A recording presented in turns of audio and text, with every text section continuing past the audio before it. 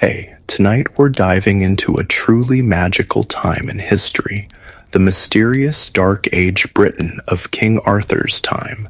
Get cozy under your blankets, maybe light a soft candle if you'd like, and let the gentle rhythm of this story carry you back through time. I promise, by the end of our journey together, you'll see both the challenges and wonders of this fascinating era in a whole new light. Congratulations, you've just woken up in 5th century Britain, around the year 450. The air feels different, fresher, wilder somehow. There's a cool morning mist hovering just above the ground, and the scent of wood smoke drifts through the air. The good news is that you've arrived in a time of incredible change and fascinating possibilities. The bad news? Well, let's just say this isn't exactly the most peaceful moment in British history. You find yourself standing on a grassy hilltop, overlooking a small village nestled in a valley. Down below, thatched roof houses cluster together like mushrooms sprouting after rain. Thin trails of smoke rise from their center openings. This is Britain just as the Roman legions have departed these shores, leaving behind a land in transition. For nearly 400 years, Britain had been part of the mighty Roman Empire. The Romans, those people in fancy armor who built straight roads and large bathhouses where they liked to soak and gossip. They had brought order, luxury goods, and a certain way of life that many people had gotten quite used to. But now they're gone, their legions called back to Rome to deal with troubles closer to home. It happened about 40 years ago, a voice says beside you. You turn to find an old man with a weathered face and kind eyes. He leans on a wooden staff and gazes down at the village. I was just a boy when the last Roman soldiers boarded their ships. Some say Emperor Honorius sent a letter telling us Britons to look to our own defense. Others say it was that General Constantine who took our soldiers away for his wars. Either way, they left us. The old man gestures toward the valley. The good news is that we're still here, still living, still growing food and raising our children. The bad news is that without the Roman legions, others have come who want our lands. From this hilltop, you can see how the landscape is divided into small fields with low stone walls. There are sheep grazing on the hillsides, and in some of the fields, you notice people working the land with simple tools. It's a peaceful scene, but there's also a tension in the air, like the feeling before storm. Who am I? The old man chuckles when you ask. I'm just Caddock, once a stone mason who worked on the Roman buildings in the town of Corinium. Now I'm just an old man who remembers the old days. Caddock invites you to walk with him down to the village. As you descend the gentle slope, he explains how life has changed since the Romans left.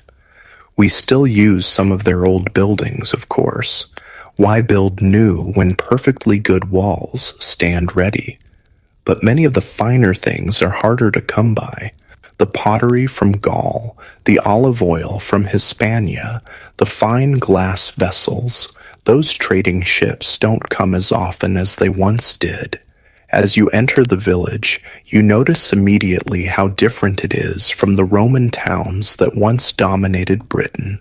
Gone are the straight streets laid out in grids, the stone buildings with their red-tiled roofs, the forums and bathhouses. Instead, this village seems more organic, with round or rectangular houses arranged in family groupings. Most houses are simple affairs, wooden frames covered with wattle and daub, woven sticks plastered with a mixture of mud, straw, and animal dung. The roofs are thatched with reeds or straw, and in the center is an opening to let the smoke escape from the hearth inside. These homes aren't divided into separate rooms like modern houses.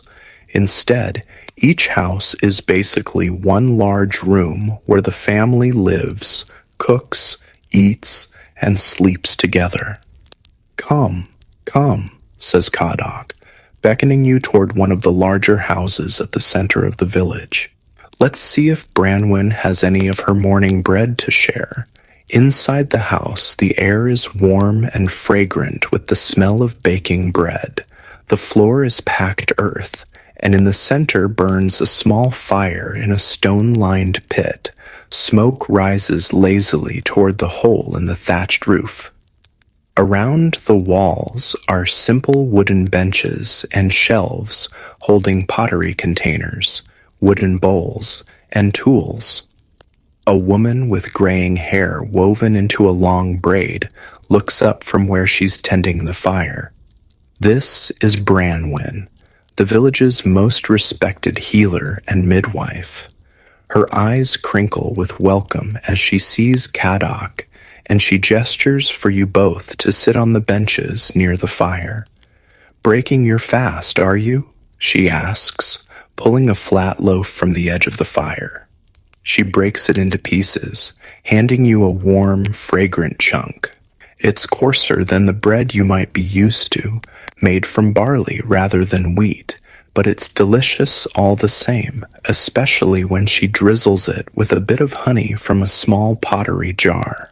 "Our visitor has come from far away," Kadok tells Branwen, who nods as if the arrival of strangers from distant times isn't all that unusual. "Then you'll be wanting to know how we live," she says, settling beside you. "It's simple, but good. Our life here. We grow our barley and our vegetables. We raise sheep for wool and meat, and keep some cattle. The forest gives us game and honey, berries, and nuts in their seasons." You notice that she wears a simple woolen dress, dyed a deep blue, with a cloak pinned at the shoulder with a bronze brooch. Around her neck is a leather cord from which hangs a small cross, evidence that Christianity has taken root in Britain during the Roman years. "The old ways and the new flow together like streams joining a river," she says, noticing your glance at her cross. "Some follow the Christ, some honor the old gods, and many do a bit of both, just to be safe." As you eat, more villagers begin to drop by, curious about the newcomer. They're dressed similarly to Branwen, the men in simple tunics and breeches, the women in long dresses. Their clothes are made of wool or linen, often dyed with natural colors from plants: blues, greens, yellows, and reds. Most wear leather shoes or boots, though some of the children run barefoot. A young man named Garant tells you proudly about his work as a blacksmith. "I learned from my father, who learned from his," he says. "The skill of working iron is precious.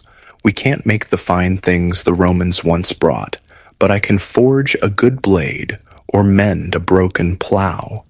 You notice that despite the departure of the Romans, their influence lingers. Some villagers use Latin words mixed with their British Celtic language. The pottery, though cruder than Roman wares, still shows some Roman styling. And when Branwen treats a child's cut finger, her knowledge of healing herbs comes from a mixture of traditional wisdom and Roman medical knowledge. As the morning progresses, you help the villagers with their daily tasks. You join women grinding grain between round stones to make flour. You watch men repairing the thatch on a roof, working together with practiced efficiency. Children collect eggs from the chickens that scratch in the dirt between houses, and older boys drive the sheep to pasture.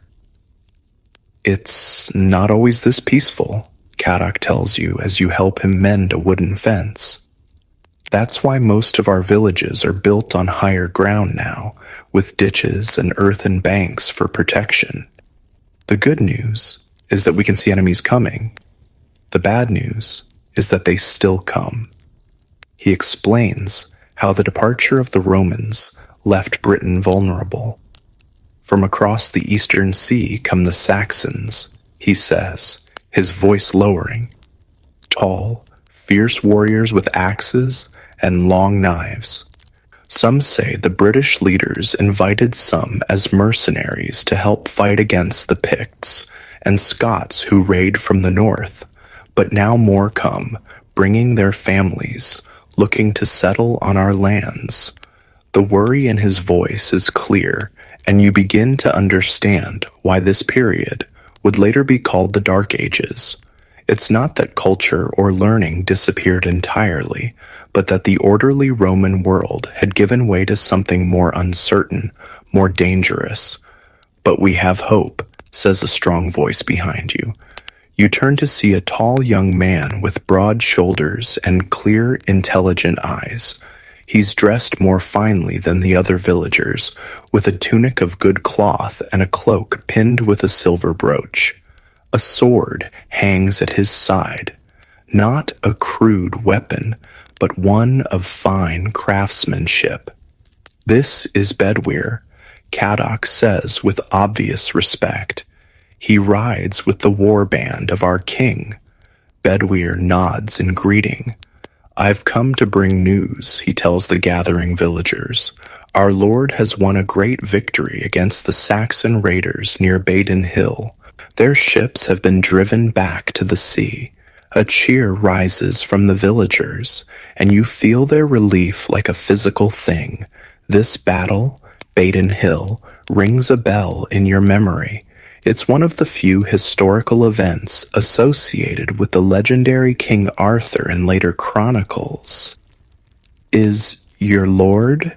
You begin to ask Bedwyr, but he's already moving toward Branwen's house, where it seems a council of village elders will hear his news in more detail.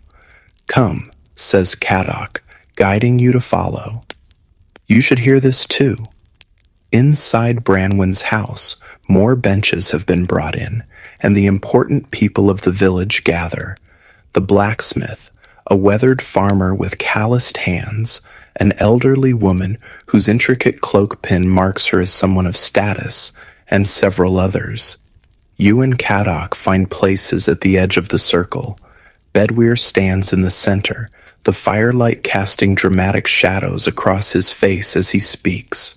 Our lord, the Bear of Britain, the Dux Bellorum, the leader of battles, has proven again why the tribes chose him as High King. You feel a tingle of excitement. The Bear of Britain, in Latin, that would be Ardus or Artorius, names that could easily evolve into Arthur in later tellings. The Saxons came with 30 ships, Bedwyr continues, landing near the old Roman fort at Portus Adorni. They burned 3 villages before our lord could gather his war band, but gather he did, calling on warriors from many tribes, the Dumnoni, the Cornovi, the Dobuni, and more. As Bedwyr speaks, you can almost see the battle in your mind's eye, not the romanticized version from later medieval tales, but something grittier and more real. Warriors in iron helmets and leather armor, carrying spears, swords, and round wooden shields, not knights in shining plate armor on horseback, but fierce fighters on tough little ponies or on foot in tight formations. Our lord led the charge himself, Bedwyr says with pride. His sword flashed like lightning in the rain. The Saxons broke before him, and those who could fled back to their ships. You notice how Bedwyr never actually names this lord, this Bear of Britain. Perhaps the name Arthur came later, or perhaps it was a title rather than a name. Historians have long debated whether Arthur was one real person, a composite of several leaders, or purely a legend. But in this moment, in this village, the people clearly believe in their protector. After the formal news, the meeting breaks up into smaller conversations. You listen as Bedwyr answers questions from the villagers. Yes, their lord's fortress at Cadbury is being strengthened with new earthworks. No, the Saxon leader called Aelle has not been captured, but has retreated to his settlements in the east. Yes, warriors from loyal villages would be welcome to join the High King's war band, especially those with their own weapons and horses. As evening approaches, the village prepares for a modest feast to celebrate the good news. A pair of geese are roasting over the communal fire pit at the village center. Women bring out loaves of bread, wooden bowls of peas pottage, a thick soup of dried peas, and crocks of ale made from fermented barley. The ale is served in wooden cups or pottery mugs, and you notice it's weaker than modern beer, safer to drink than water from streams that might be contaminated, and a valuable source of calories and nutrients for hard-working people. The feast is simple by modern standards, but to these villagers, it's a joyful occasion. As darkness falls, someone produces a small harp, and songs begin, some in British Celtic, some in Latin. The songs tell of brave deeds in battle, of the old Roman days, of the Christian saints who brought their faith to Britain, and of the old gods of hill and stream, who some still honor in secret. Bedwyr sits beside you at one point and speaks in a lower voice. "You're not from any tribe, I know," he says, studying your face. "Your speech is strange, your manner different. Yet Caddoc vouches for you, and he's a wise man. You ask him more about his lord, this possible Arthur figure, trying not to seem too eager or too knowledgeable about a future where this leader would become the stuff of legend. My lord is a man of both worlds," Bedwyr says thoughtfully. His grandfather was Roman, a commander of cavalry. His mother's people were of the old royal line of the Dubunni tribe. He was educated by Christian monks, but honors the old ways too. He describes a leader who has united many of the British tribes under his banner to stand against the Saxon incursions. He's not a king in the old sense, claiming power through blood alone. The tribal leaders chose him for his wisdom in council and his courage in battle. He takes counsel from many, from warriors, from Christian priests, from the old druids who still keep the ancient knowledge. You ask about Camelot, about a round table of knights, about Merlin the wizard, the elements of Arthurian legend that would develop over the centuries. Bedwyr looks puzzled at some of these questions. "My lord holds his court at the old hill fort at Cadbury," he says. "It's a strong place, with new walls of earth and timber reinforcing the ancient ramparts.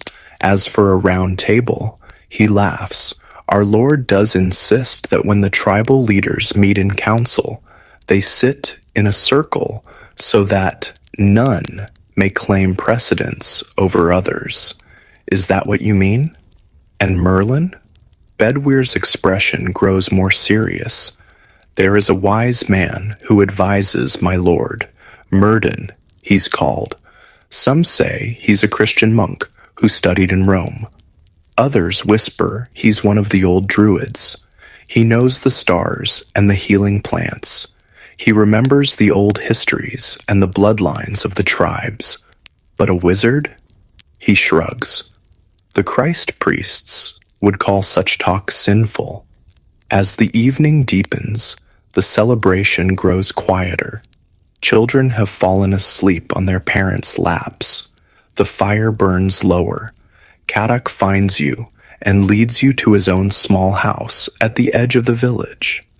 "You can sleep here tonight," he says, showing you to a simple pallet of straw covered with woolen blankets. "Tomorrow, if you wish, You can go with Bedwyr when he returns to our Lord's fortress. Perhaps you'll find more answers there to the questions I see burning in your eyes. As you settle onto the surprisingly comfortable bed, listening to the night sounds of the village, a dog barking in the distance, the soft lowing of cattle, the whisper of wind in the thatch, you reflect on what you've learned.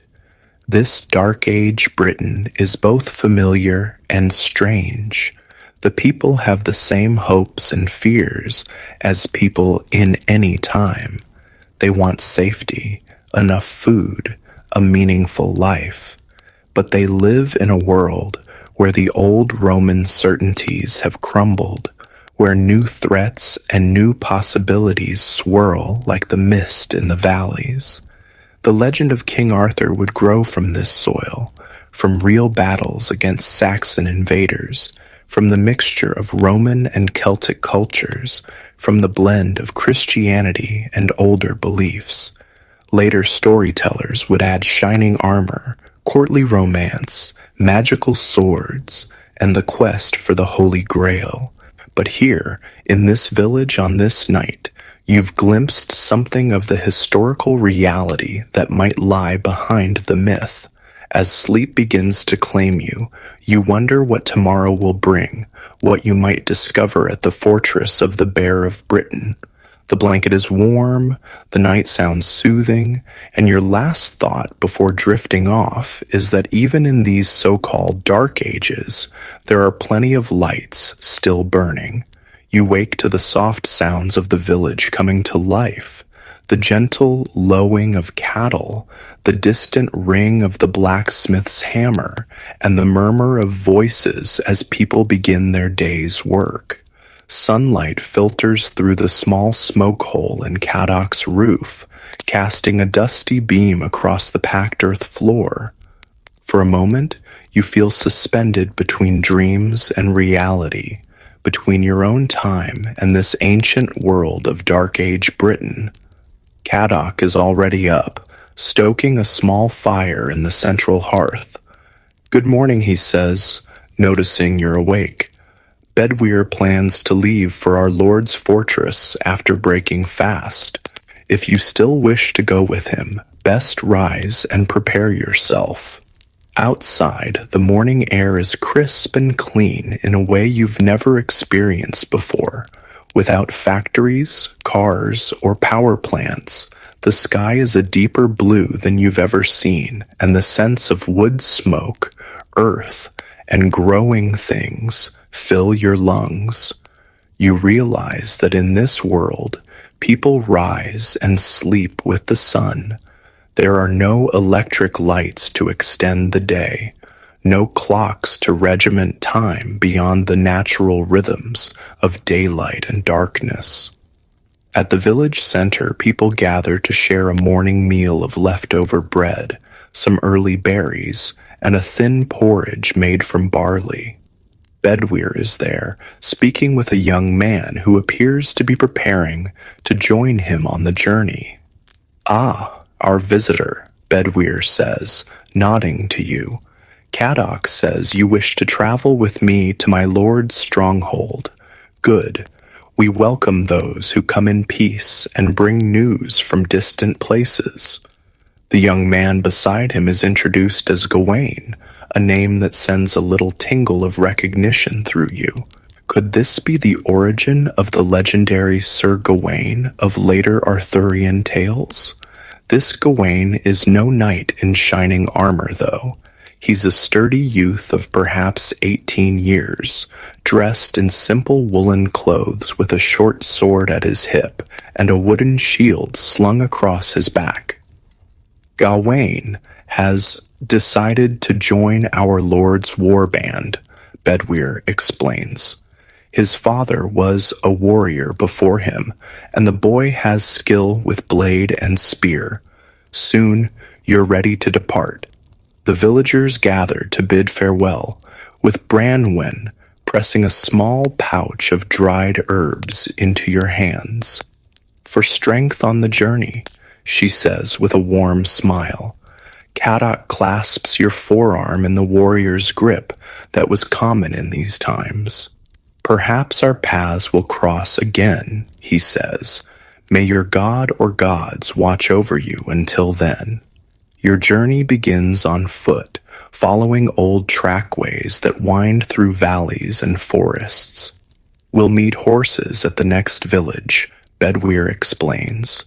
My lord keeps mounts stationed at friendly settlements for his messengers. As you walk, the landscape of 5th century Britain unfolds around you. It's both familiar and strange. The rolling hills, the woodlands, the meadows are in the same places they'll be in your time, but their character is entirely different. The forests are deeper and more extensive, covering much of the land that will later be cleared for agriculture. These are ancient woodlands of oak, ash, birch, and hazel, teeming with life, deer, wild boar, wolves, and countless birds. The forest gives us much, Bedwyr says, noticing your gaze. Wood for our houses and our fires, game for our tables, honey from the wild bees, nuts and berries in their seasons. The monks say their God made the forest for man's use, but the old wisdom teaches that we are part of it, not its masters. You pass occasional fields where farmers work the land with simple tools, wooden plows, sometimes tipped with iron, pulled by oxen, wooden rakes and hoes, sickles for harvesting grain. The fields are small by modern standards, often surrounded by earthen banks or rough stone walls. The good lands near the villages are worked in common, Gawain explains. Each family has their strip to tend, but all help with the plowing and harvesting. You notice that the crops are different from modern farms. There's barley and some wheat, but also spelt, rye, and oats. Between the planted fields are fallow areas where livestock graze, mostly sheep and some cattle, smaller than modern breeds. Around midday, you stop by a clear stream to rest and eat some of the provisions Branwen packed: hard bread, dried meat, and a small clay pot of honey. As you eat, Bedwyr points out plants along the stream bank. That one there, water mint, is good for stomach ailments, he says. And that one with the white flowers is meadow sweet. The healers use it for fevers and aches. My lord's advisor, Myrddin, knows all the plants and their uses. Some call him a magician for his knowledge, but he says it's just the old wisdom, passed down through generations. This mention of Myrddin, the historical figure who might have inspired the legendary Merlin, piques your curiosity. You ask Bedwyr more about him. Myrddin was born to the north, among the Vodadini tribe, Bedwyr says. His mother was a wise woman, his father a bard who knew all the old stories. When the Christ priests came to their village, Myrddin learned their wisdom too, their writing, their knowledge of distant lands. Some say he studied in the great library at Eberacum before the Saxons took the city. This blend of Druidic knowledge and Christian learning might explain how the historical Myrddin evolved into the wizardly Merlin of later legends. In this transitional period, the old Celtic wisdom was merging with Christian teachings, creating a unique cultural blend. As the day progresses, you arrive at a larger village where horses await. These are not the massive destriers of later medieval knight stories, but smaller, hardier mounts, similar to modern ponies. They're sure-footed and tough, well-suited to the rough terrain of 5th century Britain. Mounted now, you make better time, traveling along what remains of an old Roman road. The Though unmaintained for decades, the Roman engineering was so sound that parts of the road are still usable, a raised causeway of packed gravel and stone cutting straight across the landscape. The Romans built well, Bedwyr acknowledges. Their roads, their walls, their fortresses, much still stands. My Lord says we should learn from them, take what was good in their ways, while holding to the best of our own traditions. As you ride, Bedwyr points out places of interest, a distant hill fort from the old days before the Romans, the ruins of a Roman villa, now partially dismantled as villagers repurpose the stone, a sacred spring where people still leave offerings, Christian crosses now mingling with the older Celtic tokens. By late afternoon, you begin to climb higher, following a ridge that offers expansive views of the surrounding countryside. In the distance, you can see what appears to be a large hill with terraced earthworks circling its summit. Even from here, you can make out movement on those ramparts, people going about their business, guards patrolling the walls. Cadbury, Bedwyr says with evident pride, the stronghold of our Lord, the Bear of Britain. As you draw closer, you realize that what appeared to be a natural hill is actually an ancient fort, its defenses recently strengthened and expanded. Multiple rings of earthen ramparts circle the hill, creating tiered defenses. Wooden palisades top these earthworks, and at the main entrance, substantial timber gates stand open, guarded by men with spears and shields. This, then, might be the historical reality behind the legendary Camelot.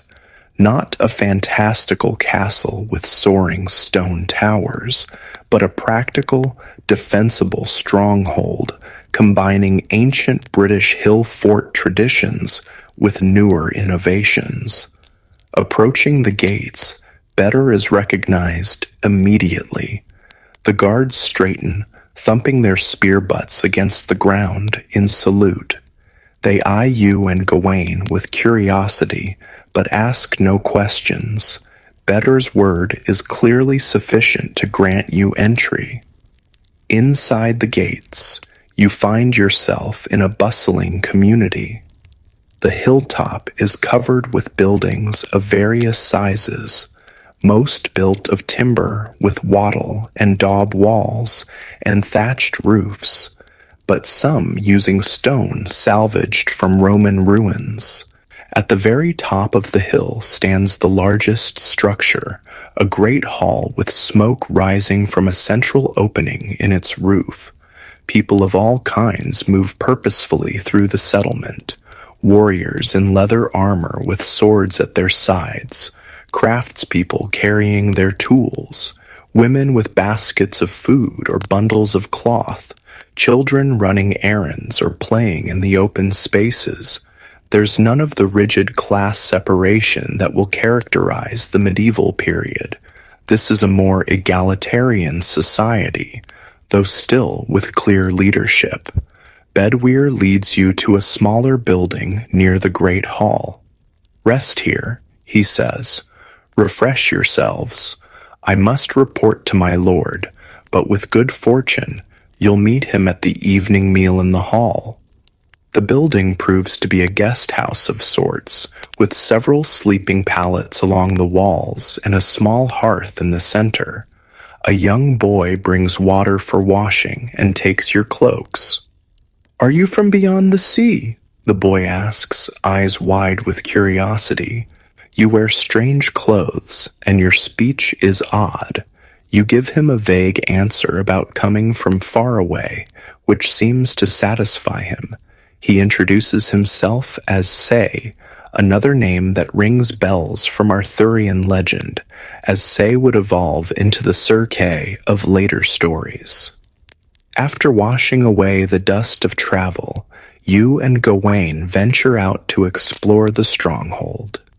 The atmosphere is one of purpose and energy. This is clearly a place where people feel hopeful despite the uncertain times.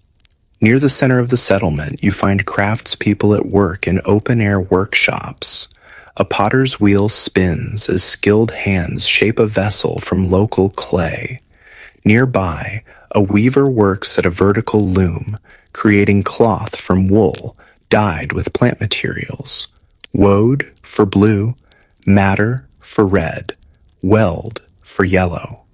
A tanner stretches cured hides, while a leather worker cuts and stitches the finished leather into shoes, belts, and armor.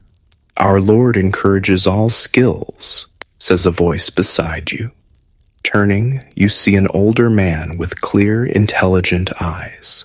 His simple robe bears embroidered symbols that blend Christian and older Celtic designs. A wooden cross hangs at his neck, but also a small pouch that might contain herbs or charms. I am Murden, he says, studying you with evident curiosity. Bedwyr told me of your arrival. He says you ask many questions about our Lord and our ways. Your heart quickens at meeting this living version of Merlin, not a long-bearded wizard in starry robes, but a thoughtful man whose knowledge bridges multiple traditions. He radiates not magical power, but a deep wisdom and calm authority. Walk with me, Murden invites, and perhaps we can enlighten each other. As you stroll through the settlement, Murden explains more about the community and its leader. Our Lord was chosen by the Council of Tribes, he says.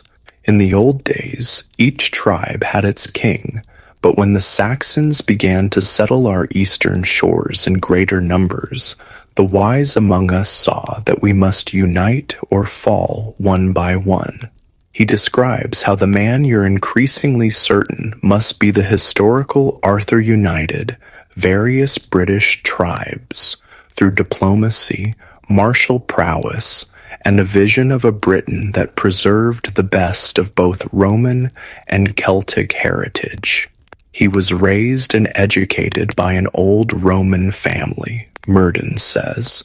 He reads both Latin and Greek, knows the military tactics of the great Roman generals, understands Roman law and administration, but his mother's blood is of the ancient royal line of the Dobuni, and he honors our tribal ways as well. When you ask about religious practices, Murden gives a nuanced answer. The Christ faith has taken deep root in Britain, he acknowledges. The Romans brought it, and many found truth in its teachings.